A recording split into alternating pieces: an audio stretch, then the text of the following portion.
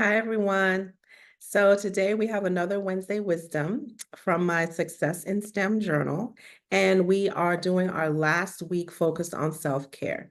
So first, I want to thank anyone and all of those people who checked in on me to make sure that I did get my extra rest last week. And yes, I did. I went to sleep early, thankfully.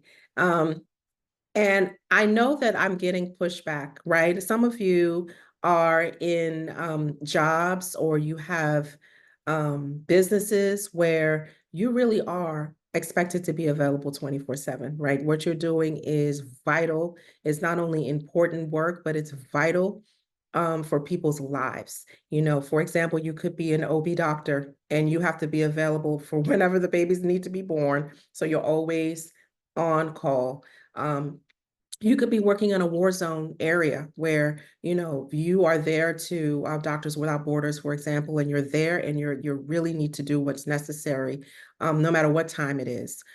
You could be a scientist, working in the rainforest, trying to make sure that the endangered species are not extinct. And so you feel like you have to be always figuring out or always available in order for us to be able to save those animals. You could be working in a lab that is like just on the cusp of discovering a new gene that could, help to save many people's lives in terms of discoveries on many of the diseases that we have. So you're doing something that's not only important, but it requires your attention or your availability for very long periods of time. And you may feel like you have to be available all the time. And I'm saying to you that it also requires for you to be focused on self-care. In fact, I think it's more required that you focus on self-care because you are so needed and you are needed so around the clock that you have to do more in order to be able to get yourself energized and give your body and your mind and your spirit what it needs. I learned actually just last week that Mahatma Gandhi, the leader in India who helped to begin the concept of nonviolent protests. Um, they actually had a Monday. Every single Monday was a day of silence.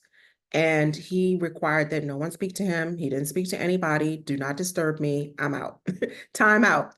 And you can imagine that was somebody that needed to be available 24/7. You're talking about fighting for freedom and justice. And yet, and still, he incorporated the fact every single Monday silence. Now, that may seem like an extreme, but it wasn't. Given the task that he needed to achieve, given the amount of resolve and spiritual depth that he needed to have and power to be able to lead a movement like that, he needed a whole day. And so that's the point that I'm trying to make, is that sometimes it may seem like I can't do it because what I'm doing is so important, but it's the opposite. Because what I'm doing is so important, I have to do more. Now, one day of silence is not going to work for most of us, but what can you do? And that's what I'm looking for, hopefully, for us to be able to be thinking about this season. We're on our last day, but you can extend it for the next couple of weeks. Experiment with what it is that you can do to rest, find more enjoyment, take a moment to hang out with friends or do something that will, lift your spirits. And most importantly, just listening to yourself when yourself tells you that there's something that it needs. That's really what self-care is about, is prioritizing what the self needs when it's time to do that. So again, no matter what area of STEM you work in, it's important work, but you are more important than that.